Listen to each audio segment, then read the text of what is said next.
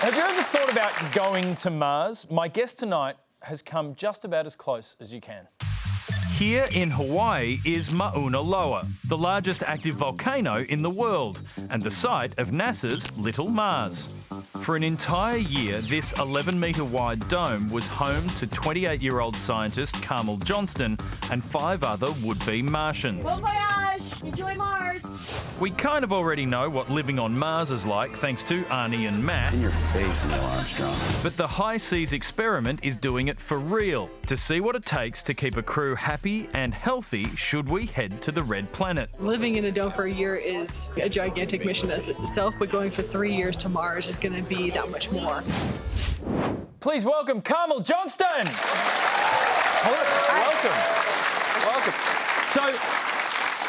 So NASA is planning to go to Mars around 2030, but this mission was really to see if we could go to Mars without killing each other. Is that basically right? Yeah, we were studying, well, essentially I was a human test subject in this experiment to study all the social and the psychological aspects of human confinement and isolation with the constraints of wanting to go to Mars someday. So did anyone kill anyone? No, we had 6 people at the end. We did not kill each other.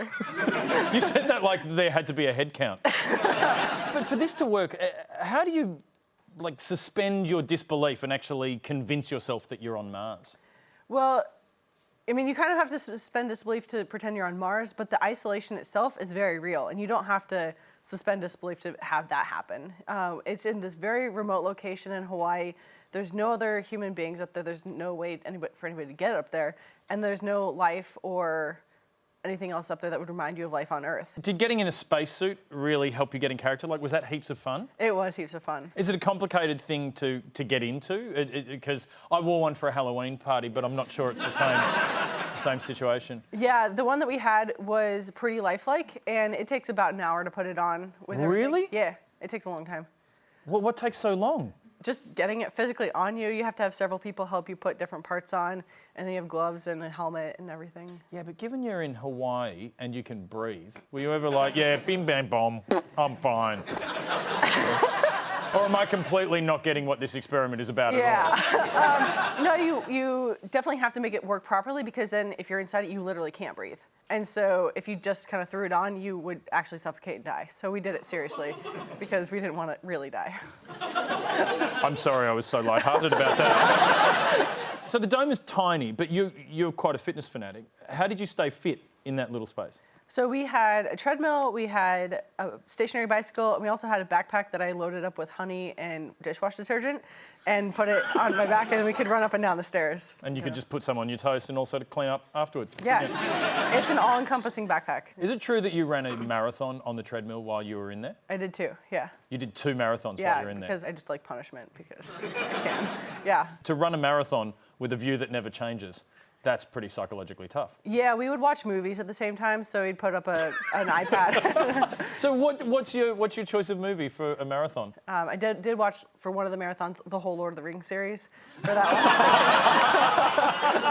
one. Now, speaking of movies, everything that I know about Mars, I know from The Martian, starring Matt Damon.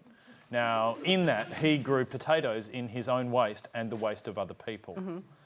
Did you grow potatoes in your own waste and the waste of other people? I tried to grow potatoes, not in my own waste, but they didn't live very long. So they grew pretty well and then they died. But we did use urine as a fertilizer because it is an amazing fertilizer. It has all the nutrients that you eat every day just being poured down the toilet. And did you eat anything that you grew with urine? Yeah, we all did. And oh, really? A lot of people didn't know it. You look at me like I'm weird for asking that question. You're the one growing veggies in your own waz. Yeah, but seriously, if you take a multivitamin, you have the most nutrient-dense liquid that you could ever even make yourself. That should be what the ads are.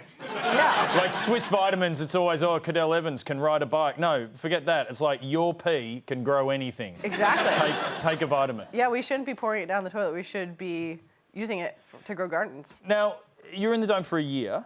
That is, by any measure, for a fully grown adult who's healthy, keeps fit, all of that, that's a long time to go without sex.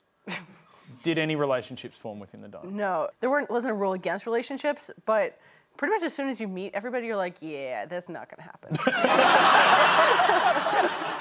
Now, if there was a rocket leaving tomorrow, would you go to Mars? No. Oh, really? No, not tomorrow.